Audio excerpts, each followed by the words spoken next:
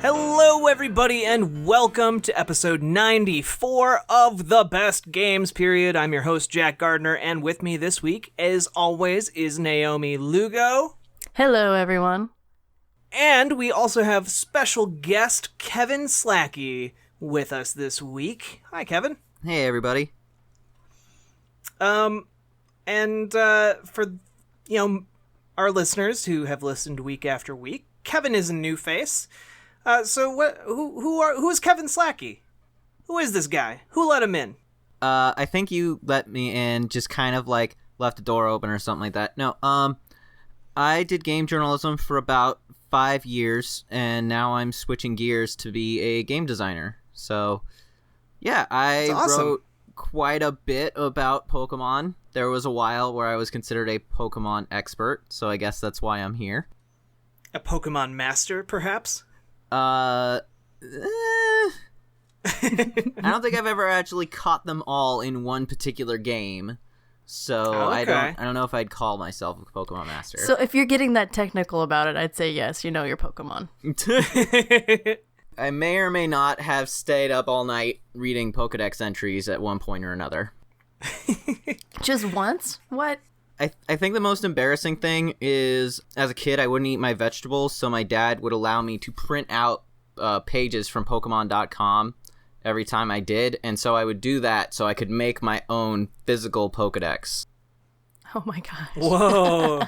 Okay, that's pretty hardcore. Now I have incentive to eat my veggies again. Awesome. So you're switching gears into game dev? Like, what are you attached to a project right now? What part of game development are you kind of going into? I'm just going to go into game design, which is basically like jack of all trades, master of none. Just the person who makes sure that like all of the ideas sort of form together. So like a game designer like knows how to program, but isn't expected to program the entire game and knows a little bit about sound design. Just basically a game designer sits down and figures out what makes the game fun. And they usually become directors. So like Shigeru Miyamoto was a game designer. Suda51. I guess you could say Cliff Bleszinski. Yeah, you could say that. Yeah. But yeah, so I'm not really attached to a project. I've just decided, you know what, this is the skills that I need to learn. So I actually made the leap and went back to school to learn it. So yeah, that's where I'm at. Nice. All right. So if you could pick any studio, what studio / project would you want to get involved in if you had your pick? Well, I kind of want to make some of my own games for a little while, but I mean, if I strike out as an indie, which is totally possible and totally fine, I might apply to like Naughty Dog or like I live down the street from Infinity Ward. Riot is here, Sony Santa Monica. There's a lot of places I could choose to work, so yeah, it's exciting. Yeah. You kind of live in one of the hubs, the game development hubs of the U.S.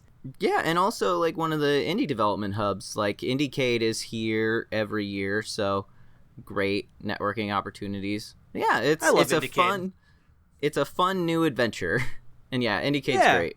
Well, that's awesome. I'm happy to have you on the show. Thank you for agreeing to come on as a guest, and especially thank you because I think this week we're kind of talking about a game that maybe not a ton of people would consider, being a best game period, like even up for really discussion.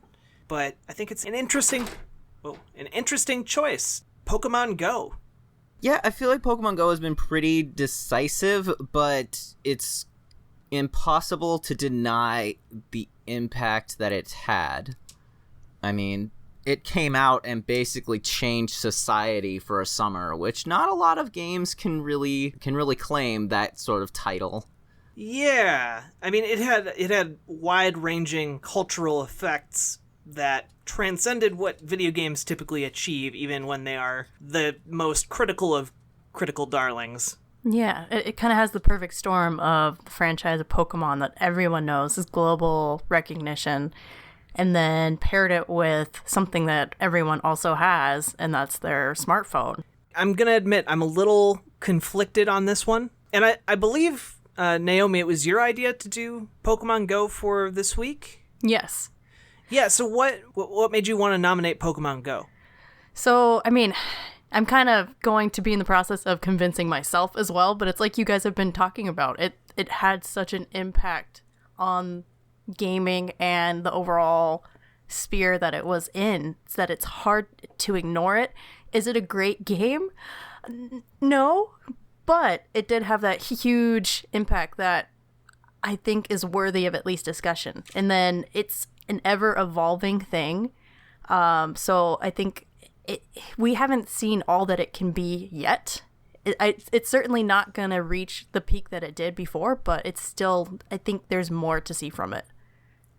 Yeah, so why did it have such a wide-ranging cultural impact? Like, what made this for months, like, the thing that everyone was talking about? Well, I mean, you had the franchise Pokemon, which came around at the perfect time. Like, millennials have such a nostalgia, what's a good word? We have a need for nostalgia. So something like Pokemon is always going to be a part of our hearts. Even people who aren't necessarily gamers or necessarily even played the games as kids, maybe just even watch the anime, are able to bond with this series. And then, so they were able to bring it to the forefront, I think, when it came out. They were able to create this buzz and start playing it. So then everyone else kind of, they perked their ears and they were like, what is this Pokemon Go game I can play on my phone? Why are people storming the streets to catch a Charizard or whatever? So I think it was, like I said before, a perfect storm of ingredients. Like, everyone has their phone. Everyone can play this game. It's accessible for everyone. Now, not as much, I don't think. And we can talk a little bit more about that later, too. Okay.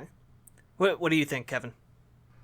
So I think that there were actually a ton of factors going against Pokemon Go, and that it has somehow managed to still be a good game. Like, one thing that people don't realize or think about is that Niantic only has 20 to 30 employees. Which is crazy to think about. Yeah, this like tiny, like, I know grocery stores that have more employees than Niantic, and they were trying to launch a global phenomenon. Now, there's definitely some blame to them for not being like, oh, this is Pokemon, this is probably going to be big. But at the same time, like, yes, in the beginning, there were a ton of disconnects and server issues, but, like, you don't hear about that anymore. You managed to have a free-to-play app that doesn't have to be predatory, and it's still one of the top-grossing apps. Like, Pokemon Go could be doing much worse in terms of, like, trying to get your money, but it doesn't have to, because it is fun enough that people will spend money on the game time and time again. Yeah, and Pokemon players, we have kind of a tendency to, for lack of better words, be kind of addicted to it.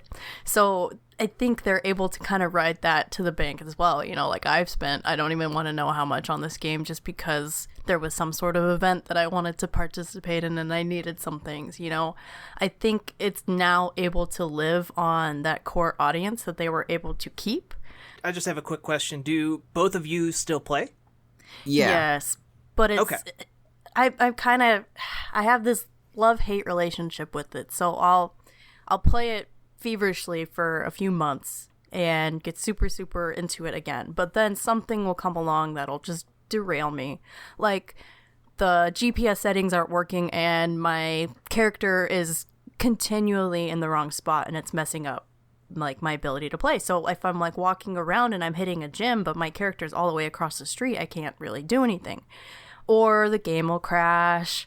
It'll crash my phone, stuff like that. That'll just make me be like, okay, I'm done. And it's been enough for me to just be like, I'm done for a while. But, and then at the same time, there will always be that new event that'll catch me again. Like, right now, you can, there's... See what you did there. I mean, it was just a part of their genius marketing strategy or whatever they're doing over there. Where right now, for a week, I think until the 17th, you can catch all of the original 151 Pokemon at an accelerated rate right now. And I'm all about that. You know, I need to fill up my Pokedex for that. So I'm like, okay, fine, I'll play again. Or there's been community days where you can catch a certain amount of, or certain Pokemon at that accelerated rate. Like we've had a Bulbasaur one, Dratini, and then there was like one or two other ones where I'll be like, I need to get my Bulbasaurs, so okay, I'll download this stupid game again, you know, that kind of stuff. Yeah, the community days have been pretty great, and I think there's a new one coming up too, though I'm not jazzed for it because I think it's like Mareep or something. Yeah, it's like, okay. Oh, don't you be bad-mouthing Mareep. Mareep is adorable and deserves every piece of love and respect. Pokemon. But Mareep is such a dumb joke. No, it's not. It's like we've had the starters and we haven't had a Squirrel Day yet, but we're having a Mareep Day for some reason. It's like, heck yeah. Okay. Mareep is a joke Pokemon. It is literally do androids dream of electric sheep. Yeah, it's great. Dumb. It's a sweet and cuddly Pokemon. How can you look at a Mareep and be like, I don't want to cuddle that? I'd cuddle it, but do I want to catch it all day? No. Heck yeah, you want to catch it and bring it all the way up to level 100. Get a shiny? I don't really care. You can't touch its fur, otherwise you get electrocuted. I mean, same with like Ponyta though, unless it really likes you. Anyway, let's not get derailed here. But I think so. The game came out July? Was it 2016 or 2015? Yeah, 2016. So it came out July 2016, and they've still managed to keep someone like me interested in coming back to the game at the very least, which I think is a good feat, especially for a mobile game. There's tons of mobile games that I'll get super into for a short amount of time, you know, super, super dedicated to the game, but then just fall off the planet just because they aren't able to keep my attention. But with Pokemon Go, they're able to do things like the Community Day or, you know, their festivals, special events, which don't always go great for them. I just think that they are doing something right. They might just be laying down the tracks right as the train's coming down, but I think they still managed to make something work. And speaking back to your point earlier, Kevin, about how they're only a 30-person team, and I've considered that. I mean, it's great that they were able to put this game out, but it's at the same time, they were able to make so much money and so get so many downloads. You'd think that they would respond to that and keep on, you know, building this game to be even bigger and bigger. So one of the hard things to figure out is knowing just how much control over that kind of stuff Google has. Because you would think that, yeah, they would be hiring more people, but Google might be the one in charge of that, or they might decide, like, oh, this has become our baby, like, we need to have a very rigid vetting process to make sure that who's ever coming in is going to actually be able to help maintain this game. That's certainly not doing them any favors, but at the same time, it's kind of hard to fault this game when, like, I think it was when Raikou became the legendary raid. I went out with a fellow game journalist at the time named Mike Rogneau. He was doing a piece on Pokemon Go, and we just kept running into groups of, like, these parents and their kids, like, just going out and enjoying this raid, and it's just created just such a sense of community where I've been making friends at school just because I walk around playing Pokemon Go, and they're like, oh, hey, there's a raid, please come help us. Yeah, definitely. That's a huge part of what made this game explode and part of what made it survive at the same time. Backing up a little bit, because I feel like we've kind of glossed over some of the essential facts of Pokemon Go. So it came out in 2016, and it was developed by Niantic Labs, which, as Kevin mentioned, is part of Google. Like, they worked on Google Maps and stuff like that, and then they kind of spun off into, like, one of Google's side projects. They were kind of looking at how to use GPS and kind of what you could do with that. You know, you have all these people with phones, and you have GPS, and how do you kind of harness that to do something that no one has ever done before? And they ended up making a game called Ingress. And Ingress was very much like Pokemon Go to a certain degree, where people would have to go around to certain spots on a map that was generated by like Google Maps, mapping technology. And a lot of that data ended up being used in Pokemon Go, a lot of the location data and stuff like that. In a way, you can kind of think of Pokemon Go as almost Ingress 2.0. By no means am I an Ingress expert. Yeah, and the game also spawned from, I can't remember if it was an April Fool's prank, or if it was just a prank in general from Google. It was an April Fool's joke. Yeah, Shigeru Miyamoto worked with Google on that one. Yeah, and they basically made a beta of what Pokemon Go is now, and the trailer for that is very similar to the aesthetic they kind of kept along the way with their ads. So I don't know if you want to explain more about it, Kevin. One of my favorite parts of that little beta was they put a Snorlax on one of the freeways that was close by that was always jammed up. And just seeing like little itty bitty details like that was it was hilarious even just then. But yeah, so the actual start of Pokemon Go was really strange. I remember making a Japanese iTunes account so that way I could download it a day early in order to try to get in, and just you could see when it was in Japan, it like everything was stable. And then 2 days later when the US came on, they just were not expecting that traffic. So that's where you got a lot of people, a lot of the bad ill will for Pokemon Go came in those first few days, where it was just madness trying to log in. Everyone was trying to figure out what was going on. Rumors were spreading everywhere. It almost felt like being in a schoolyard again and hearing someone say, "Oh, if you look under the truck, there's Mew." And even recently with the whole Mew event, someone already took a picture of Mew under a truck. So life imitates art. But it was definitely a rocky launch. But they've since stabilized it, and I think recently they did, so once they finally got it a little bit stabilized, Niantic was willing to experiment a little. They started off with a few events, particularly their festivals, which did not go over well. But then they finally introduced raid battles. So before that, gyms in Pokemon Go didn't really feel like something akin to the games. You would put a Pokemon in the gym, and then 5 minutes later, someone would knock it out, and that was that. And there was no real satisfaction from going through that. So one of the first things they did is they made it so that way every time your Pokemon gets beaten in a gym, its CP just gets lowered. Not permanently, but just so that way it's like, oh, hey, it's a little bit closer to getting knocked out. And then they added the raid battles, which is pretty much what was promised in that original trailer of just a legendary Pokemon kind of popping out and just hordes of people trying to fight it. And I have actually seen those hordes during the controversial EX raids. There were people just in droves trying to catch Mewtwo. But those are another issue entirely. Recently, they added a sort of research expedition and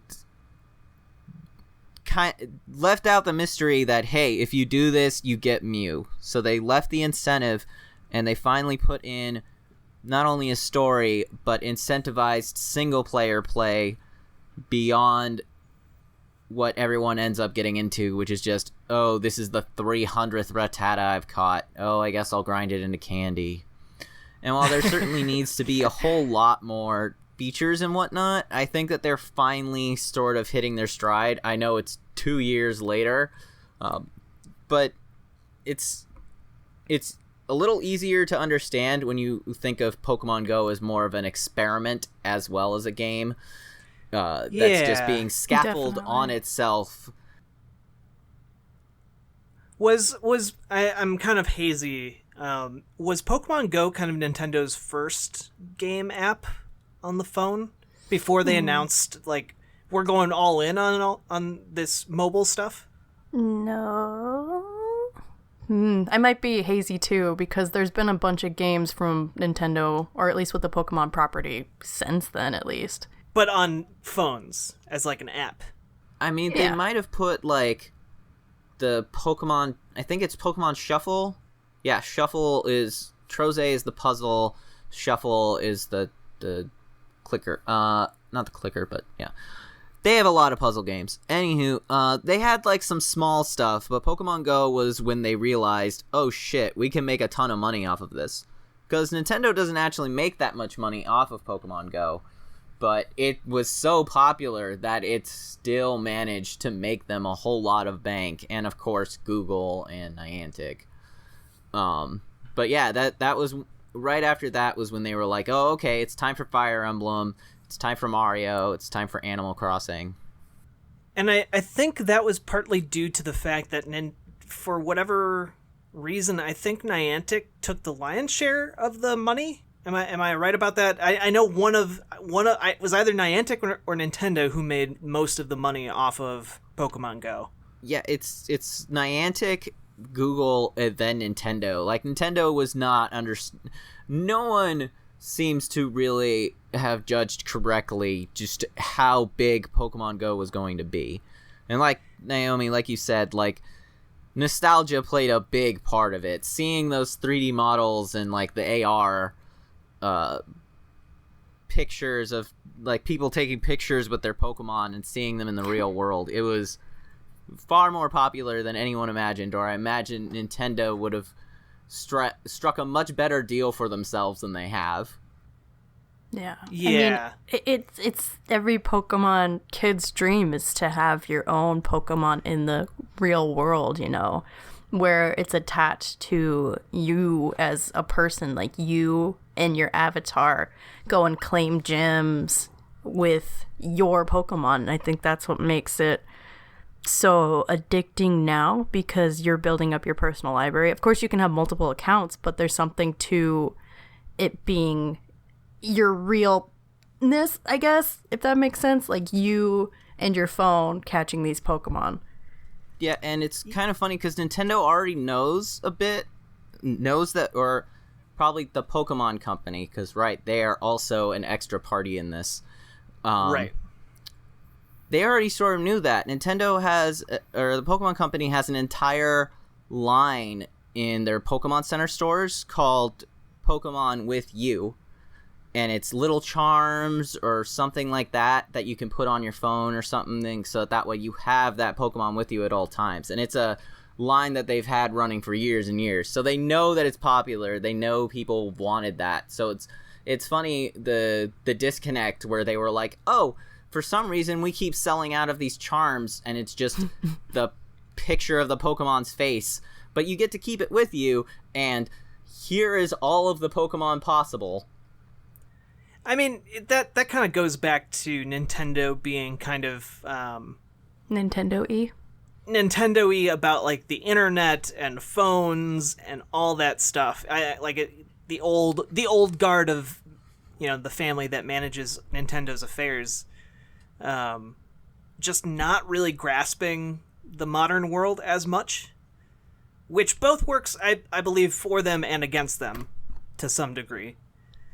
But it's, you know, talking about how this kind of lives up to, you know, those childhood dreams of having the Pokemon and taking them around with you and stuff like that. I agree with that to an extent, but I think there's also part of it is that, or part of the issue for me, I don't want to speak for everyone, is that the game that Pokemon Go both was at launch and still is now doesn't quite deliver the Pokemon experience that I want out of a game like this. And it's so close. I can imagine it. But if this was basically like you caught these Pokemon, they knew this array of attacks, they could learn TMs, gyms were a little bit more important and maybe a little bit more sparse.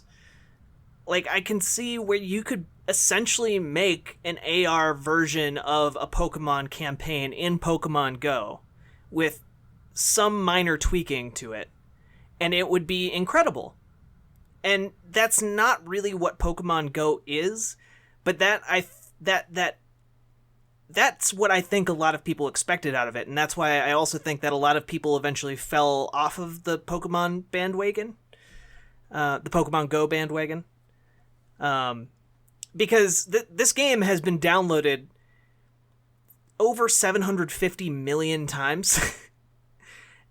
That's huge. That's getting pretty far up there. But the player base today, and this is an estimate from like December of 2017, is 65 million, which is still a huge number for an app. It's still a really healthy community, but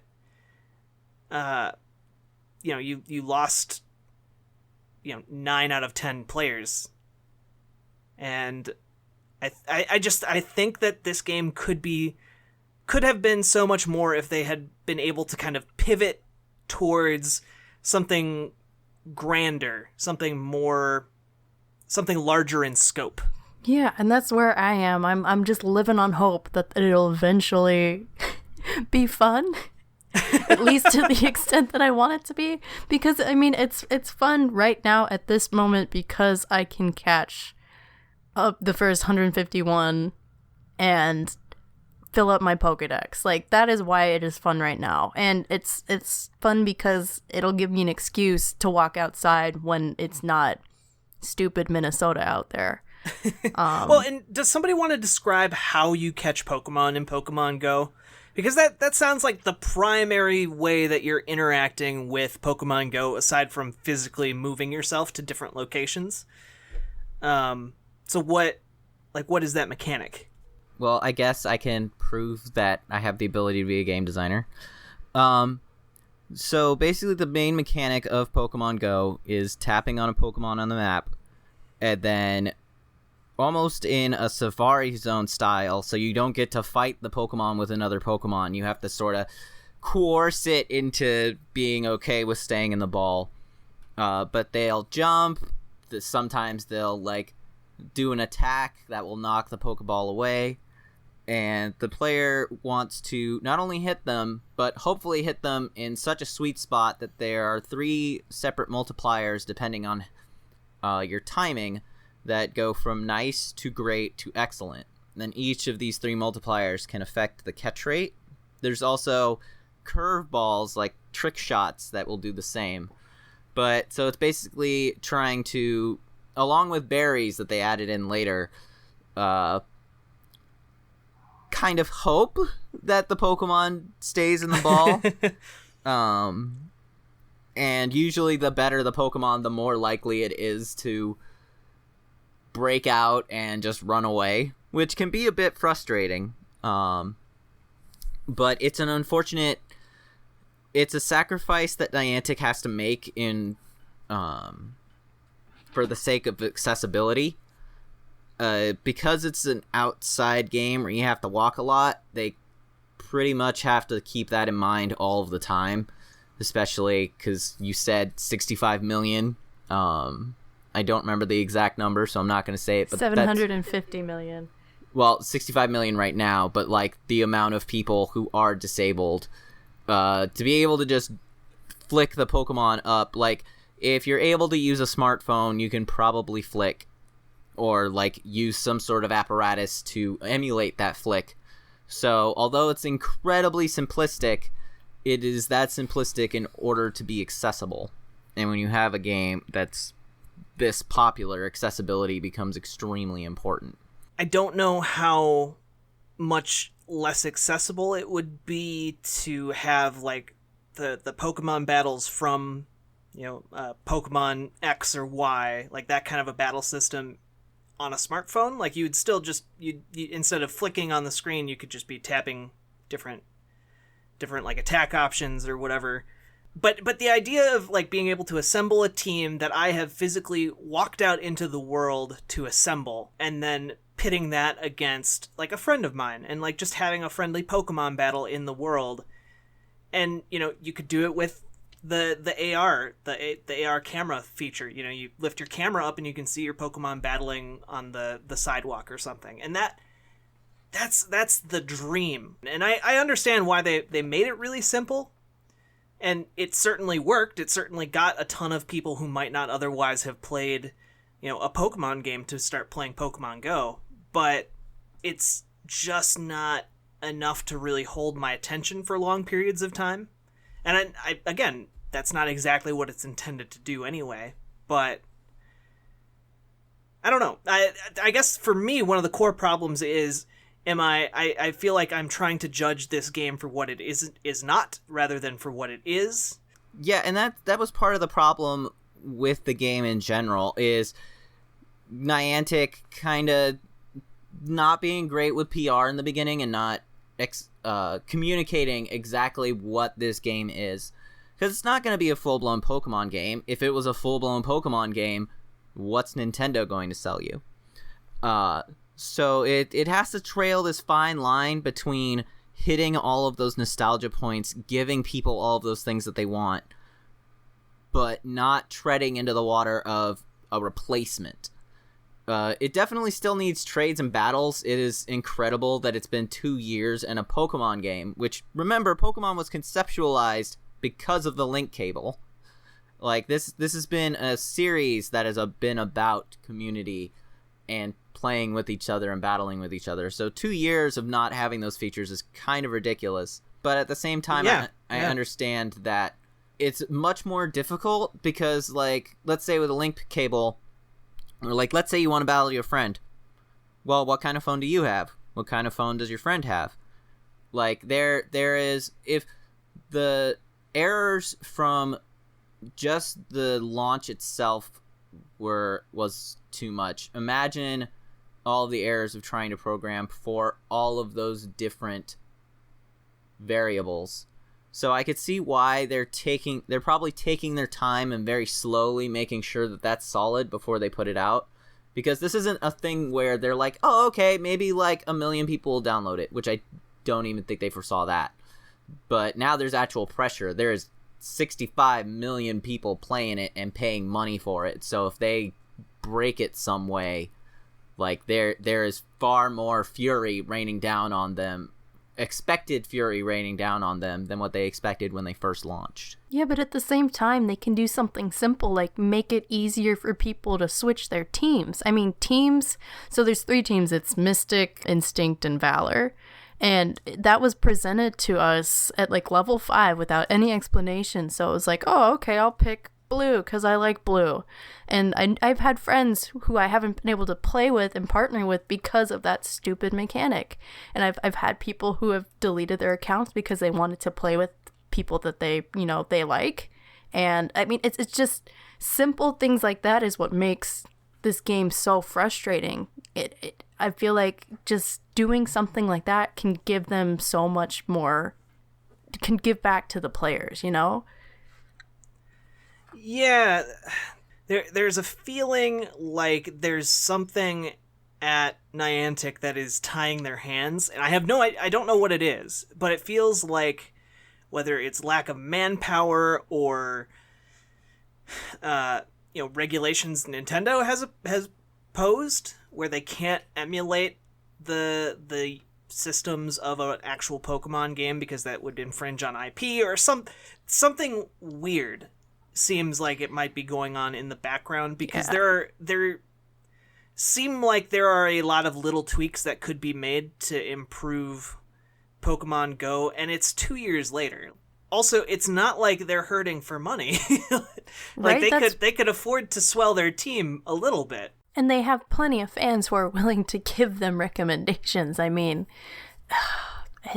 this is a very frustrating game for me, because I want it so bad, and like I'm treading on just that hope that it'll be what it needs to be one day, and have the addiction of wanting to catch every single Pokemon. And I feel like at some point you just feel kind of taken advantage of as a player, even though it's not necessarily intentional on Niantic's part, but they just kind of keep us threaded along because they know we'll stay. And it's just kind of disheartening to realize that they could be doing so much more, but aren't able to or don't choose to, or however that is. Yeah, but then on the other hand, like the cultural impact of this game is huge. I've never heard of a fatwa being declared on any other handheld game, but Saudi Arabia declared a fatwa. They're Muslim clerics a long time ago when the Pokemon card game came out and the original Pokemon games came out. They decided to declare this holy ban on Pokemon because it constituted gambling in their eyes. And they actually had to make a new decision on Pokemon Go because it was something that was so different. I mean, like it has to be pretty big to capture the attention of like high up clerics in Saudi Arabia, right? Yeah. Then you have there was an episode of The Simpsons about Pokemon Go. Like there were episodes of a lot of TV shows that were and about Hillary Pokemon Clinton Go. used it as a really god-awful campaign slogan for a second there. Yeah, that I mean, happened. I think that's just kind of a side effect of having something involved with Pokemon, just because it captures so many people's attention. And it's hard for me because I have made the argument that Angry Birds is one of the best games of all time, the best games period. Partly because so many people have played Angry Birds, and it clearly touched something really important in people. Yeah, definitely. It's hard to ignore that. There's definitely something there. Yeah. I think that maybe there's an important distinction to be made between something that has a long-lasting impact in the industry. I guess maybe the difference between a fad and something that has that long-lasting impact. And see, Pokemon has both of those elements in it, because Pokemon has so many depths to it that Niantic could explore. I mean, we're only in the 3rd generation.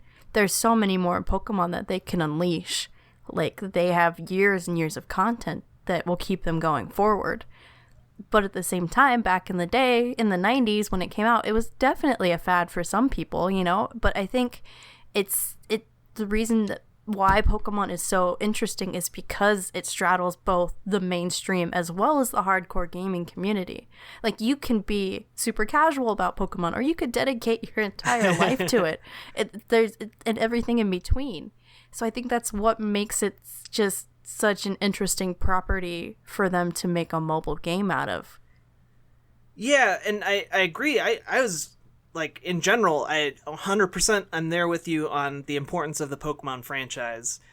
But when it comes to Pokemon Go, I feel like there should have been by now, it's been 2 years, there should have been other games coming out that attempted to do something similar, and if there have been other games, I haven't heard of them. Yeah, there actually have been a lot of clones. I believe Shin Megami Tensei has one. There's one for Ghostbusters, Jurassic Park. There's a lot of people. The interesting thing is there's a lot of people trying to steal Pokemon Go's thunder, but it is just such a giant, like Angry Birds, that it's impossible to actually distract people from it to these little clones. Yeah, and I guess I mean something more original than that. Not a clone, but something that uses that same kind of idea. Yeah, like the AR in general. Yeah. It's kind of, it feels kind of like VR too, where it's this awesome revolutionary thing that'll change gaming forever, but it's not necessarily there yet. People are interested and it's amazing, but it's not quite, whether or not that be the economical aspect of it or technological, we're just not quite there. Yeah, it might be kind of the backing of Google and Google's technology and Google Maps and kind of that insider window into that gives Pokemon Go the edge, the technical edge maybe. Yeah. But yeah, Pokemon Go, man. Divisive, frustrating, but still amazing. I guess maybe it's do we have any other major thoughts on Pokemon Go? So many, but I mean, we could go on tangents forever about Pokemon Go. I mean,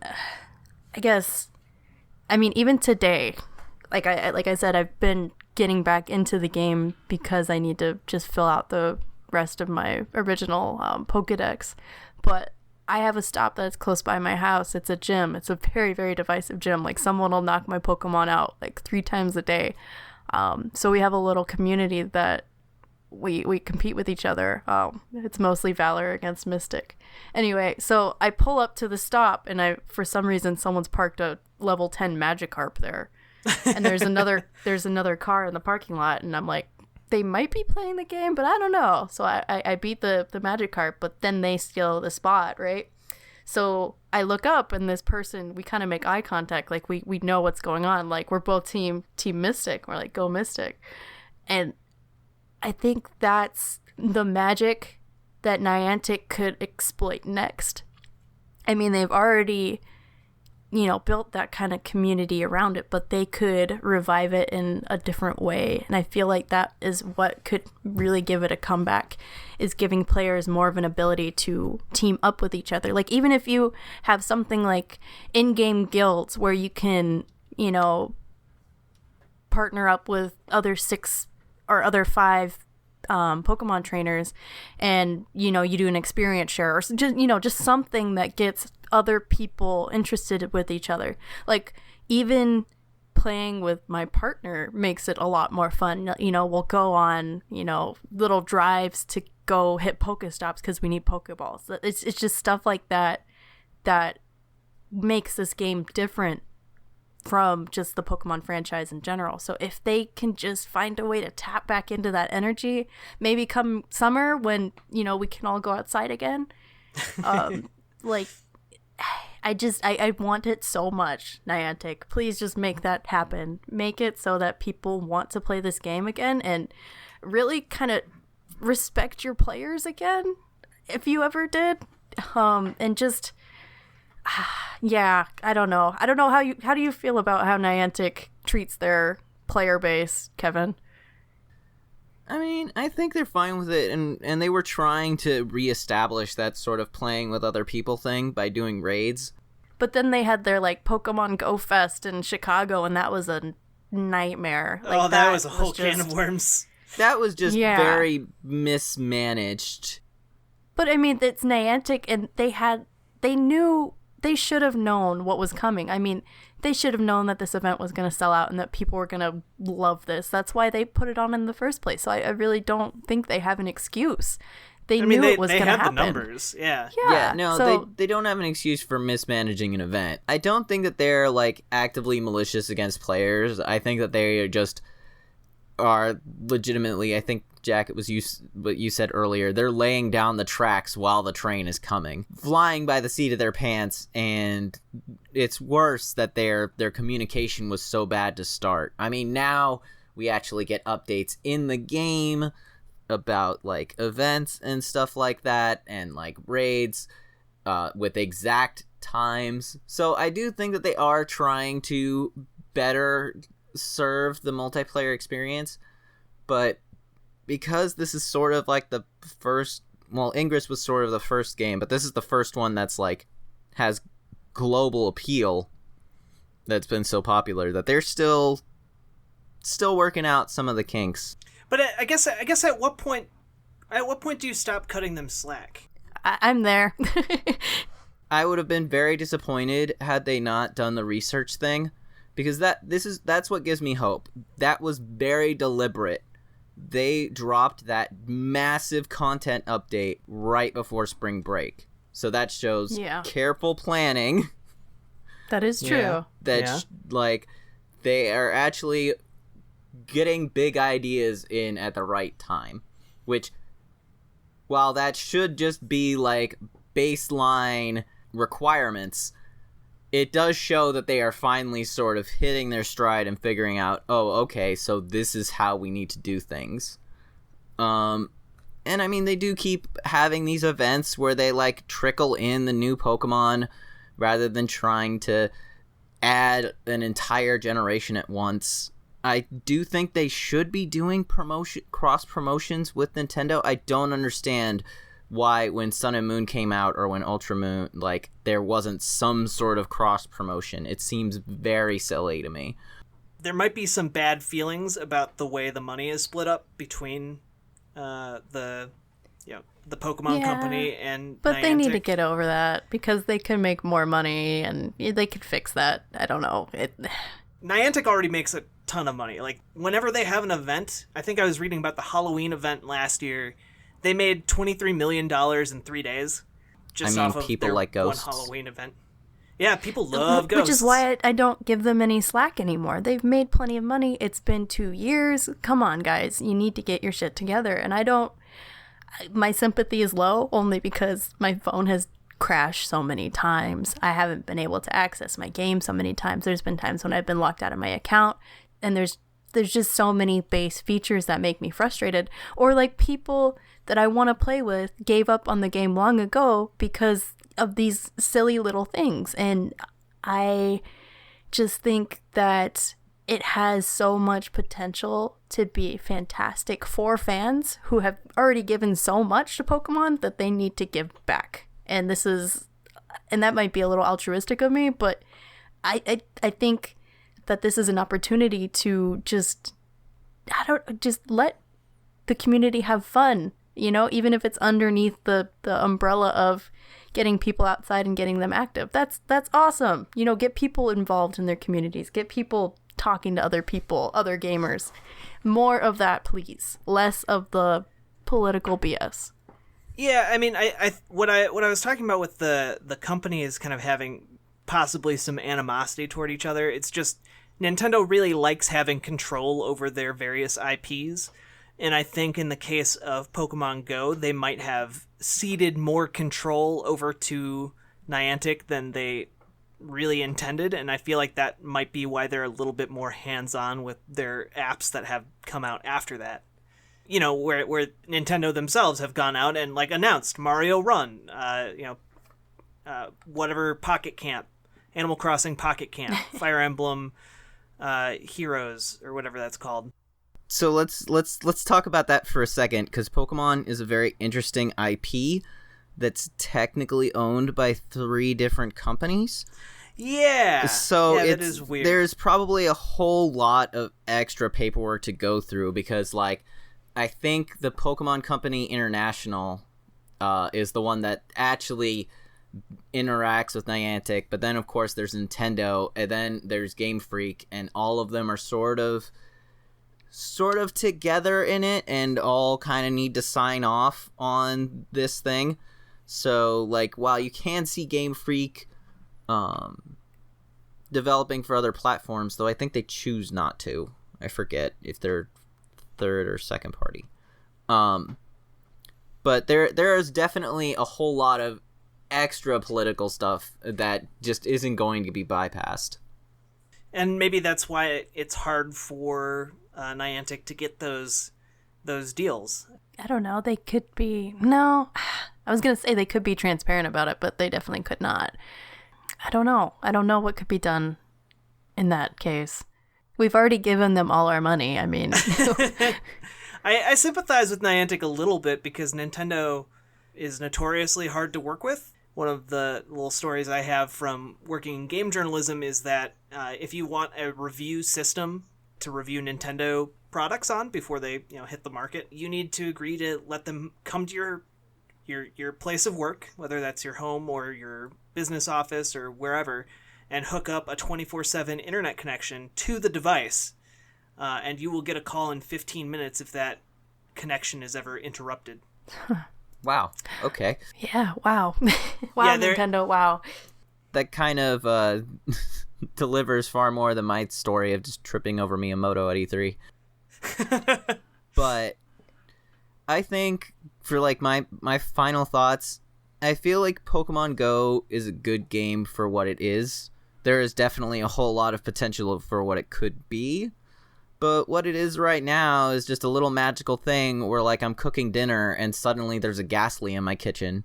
And I get a little excited and I throw a Pokeball and it breaks out 5 times. But then that little shake that I swear Game Freak has down to a science, the metronome of the shakes between the Pokeball, and they alter it very slightly between every game so that way you're still... For real, though. incredibly invested in this Pokeball shaking. Like, it's a cute little phone game. If I want a real Pokemon experience, I have a 3DS. I have a real one that I still haven't even gotten through Ultra Moon yet, but that's neither here nor there. And I mean, you still can just go and find people playing it. Like, all you really have to do is go outside, and it's really delivering. It's delivering an experience that you can't really get in the same quality anywhere else. It's kind of like the Wii, where, like, yeah, we've had platforms after it, but the Wii is still everywhere because people still are playing it. It still has Wii Sports. You can't really get that Wii Sports experience one-to-one on anything else. If you do, it's not as cheap. I digress.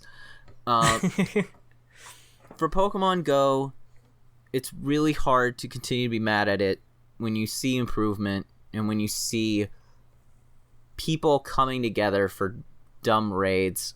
There's this place here in California, the Santa Monica Pier, that people still go to catch Pokemon because it's just always just a treasure trove of water Pokemon. And so in the California desert, you have to go there if you want to get it. Like, even 2 years later, still just filled with crowds of people, all shaking or swirling a little Pokeball on their stream, trying to catch a Tentacool or something. And I think that there's something unique about that is definitely worth memorializing. Yeah, I think you have some very valid points there. I mean, you can go and get the full Pokemon experience on your 3DS, 2DS, and everything. But, I mean, and you brought that up, the location on the game, and this will just be my last point, but if you're not in the city or in a highly populated area, you're kind of screwed playing the game. And that's also been kind of frustrating. I get why that is. It just makes sense with the Google Maps and everything. There's more people around. But you kind of are at a lack for content if you're, I guess, even in the suburbs sometimes, but the city is just a lot more saturated with Pokemon and raids and people, really. It's almost the opposite of what you would expect if Pokemon actually inhabited a world. Yeah, definitely. Yeah, because Pokemon like crowded cities. That's where you go and catch these creatures, right? Anyway. I am still very frustrated that California is mostly filled with fire, ground, and poison. It's like, okay, we get it. It's hot and dirty here. You don't have to, like, subtweet us this bad. Oh, man, we didn't even bring up, like, the issues surrounding, like, Pokestops and, like, public safety that arose during that summer, or like, the inappropriate appearance of Pokemon at, like, certain cultural sites. Or there's a nice little Pokemon setup at the graveyard up the street from me. There's really? Yeah, there's a gym and 2 Pokestops, so people sit there and just play Pokemon. Yep. My favorite little anecdote from that is I was in Japan last year, and I went into a sex shop, and they had a little sign in the elevator that says, "Don't catch Pokemon in here." Because they were afraid that it would look like people were taking pictures in the sex store. So yeah. Oh, okay. It definitely it is amazing that it was a big enough phenomenon that it affected people who didn't play it. I remember one night when it was first out, I went over to the park and there were these police officers just walking around giggling. Because there were so many people in the park that night, and they're like, "Oh, we know what you're doing," and like, that just felt so strange that these normal people were able to look on and be like, "Those people are all catching Pokemon." I guess since we seem to be going around and kind of giving our final thoughts, for me. like you said, Kevin, it is a fun little game, but I don't, and I see the potential there, and that's what kills me about Pokemon Go. I see the potential for it to be, everything it is now, but also much, much more. And I feel like, the wheels have been spinning for 2 years of, after it's come out, after it's made all this money, and it's made some little amount of progress, but it's been so small towards kind of that eventual goal, that eventual dream of having a almost real world Pokemon experience. And it's just not there. But then you, like you said also, Kevin, that you don't really get that experience anywhere else. And it did have all this cultural impact. And I guess I'm just...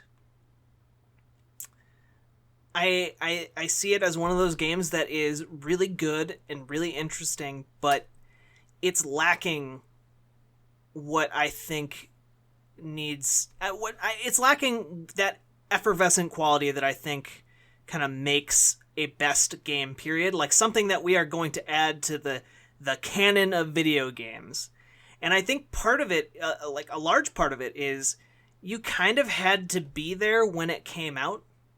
Like, I don't think my nephew or my niece is 4 years old. I don't think when she gets to be 10 years old that she will have any interest in playing Pokemon Go. She might be interested in playing, whatever new Pokemon game comes out on the 4DS or whatever is out when she's 10 years old. I don't know. Don't you curse us with that, Jack. It plays games in all 3 dimensions and in time. I was hoping for smell. No, that's the 5DS. Smell the Grimer. Yay. Oh gosh.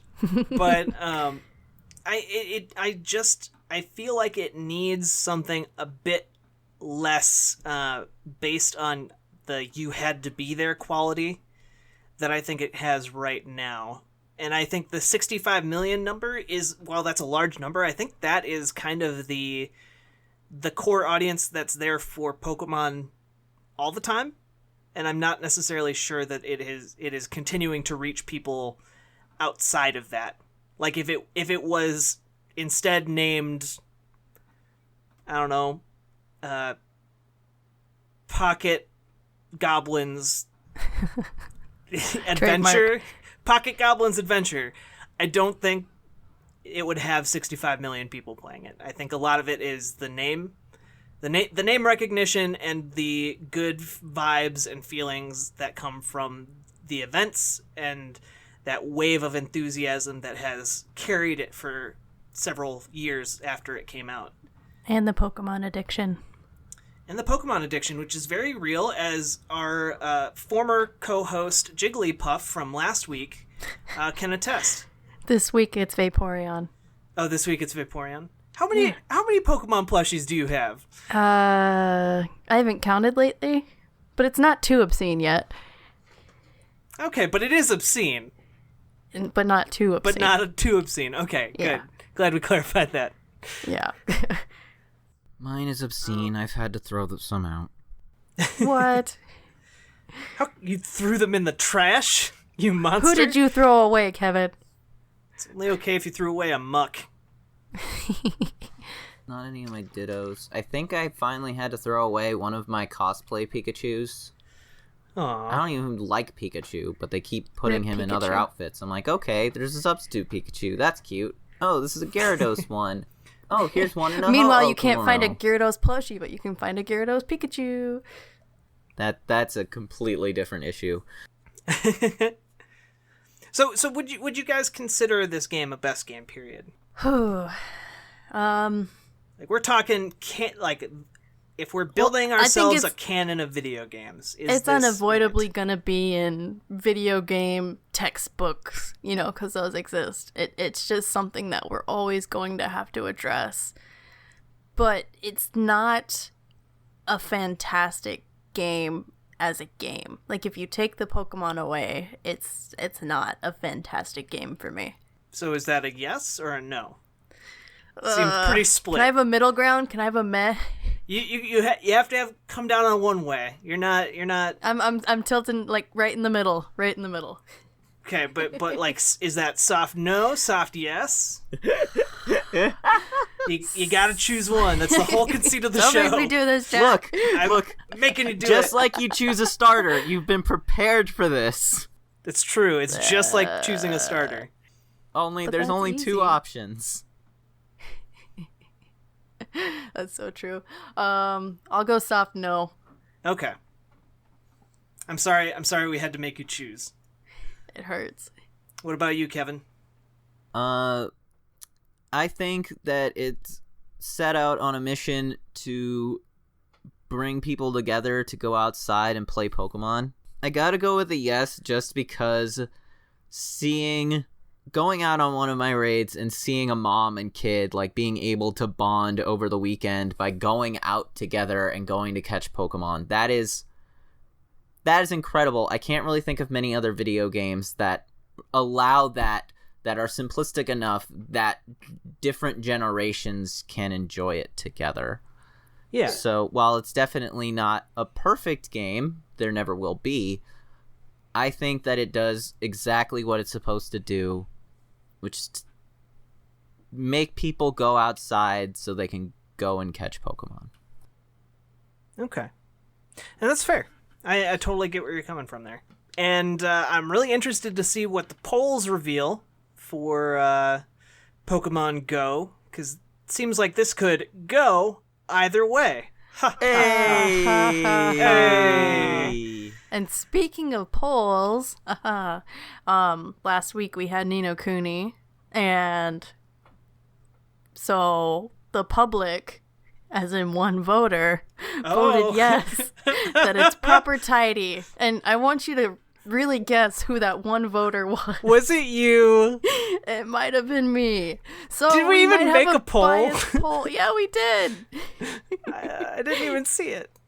I guess not, because you probably would have voted against me. I would have. 50-50. So, I mean, the issue with that, I think, is a lot of people haven't played it, and they weren't confident in voting on that, which is fine. In a way, that kind of backs up my point, though, which is that it's a bit niche. It's a hidden gem. They haven't found it yet. Okay. Yeah, we'll have a poll up for Pokemon Go. I feel like maybe we should re-poll Ni no Kuni where you're not the one vote. Well, then there would be no votes. That'd just be a sad poll. Oh my gosh. Just one person, and it's you. Hey, it's 100% that is the best game, period. Polling bias. I call BS. I'm smiling so hard my head hurts. See, Ni no Kuni wins because I did that. Pain. Yeah, so we'll have a poll on Pokemon Go. And did either of you have some final thoughts about Pokemon Go or just anything in general? Just Niantic, please make loving your game a little bit easier for me. I already give you money. Just please, just be nice to your fans. I think a great thing to do would be to get rid of the CP ceilings for Pokemon, so that way people could customize their teams a little bit more. I think that there's a lot of little things that Niantic could do to fix it, and I just hope that they realize that they should be doing those things. That's fair. Do the things, Niantic. Damn it. Before we close out the show, I want to do something that I only occasionally remember to do on this show, and that is read Metacritic reviews of people who either love or hate the game we're talking about on any given week. We should probably come up with like a name for this segment because it feels weird just kind of like saying it. Jack's Reading Corner. The people's choice. Yeah, that sounds better. All right, so just a quick bird's eye view of the reviews, there are 26 positive and 70 negative reviews. Oh, man. Let's dive into some of these. Yes. So the first one is very long, and I'm not going to read that. This is from Niantic Sucks LOL from October 15th, 2016. Niantic is hands down the absolute worst company I have ever dealt with in my entire life. I am not kidding. Their actions go completely against the community, and their plummeting player base and ever-growing list of unsatisfactory players are proof of it. They advertise certain features, take them away, lie, and deceive their player base. This game had so much potential, but the company that runs it is clueless. Naomi, did you write that? No. And I guess I'll read one more, because that one was kind of short. That one had, it had one grammatical error, but not like the usual ones you read. It was pretty well written, actually. Yeah, keep on giving me compliments.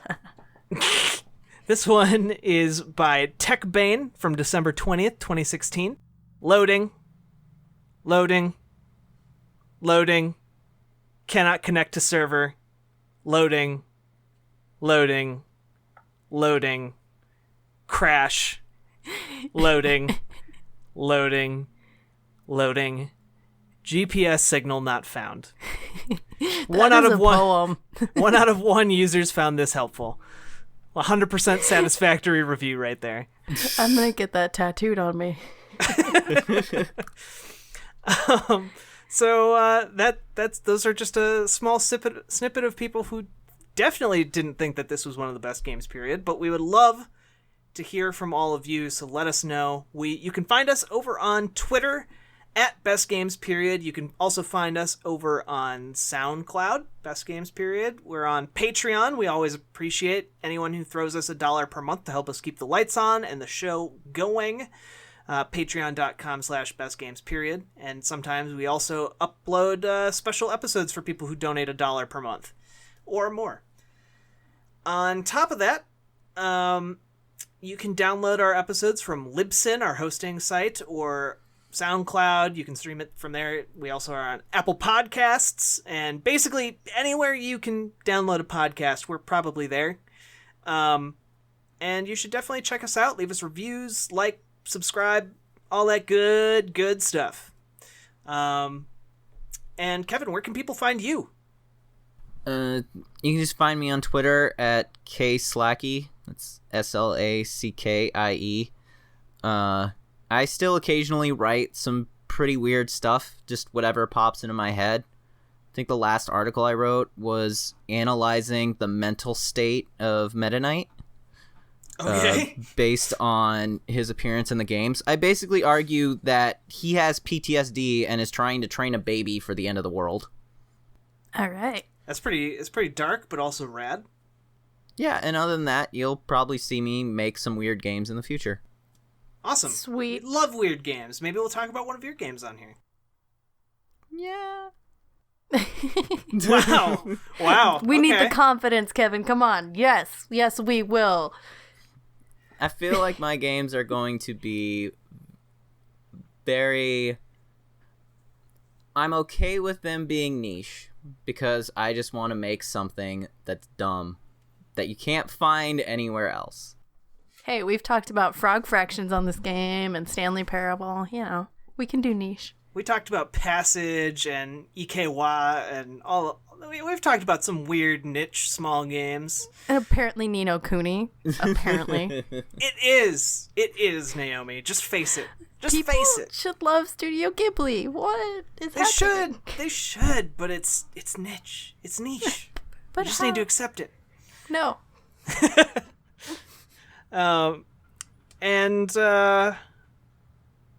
Also, you can find us on Game Informer and Extra Life. We post a new episode every Monday.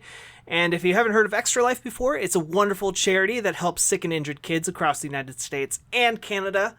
And one of the coolest things about it is when you go sign up over at extra-life.org, you can choose which Children's Miracle Network hospital you want to support, and 100% of everything you raise goes directly to that hospital to help sick and injured kids.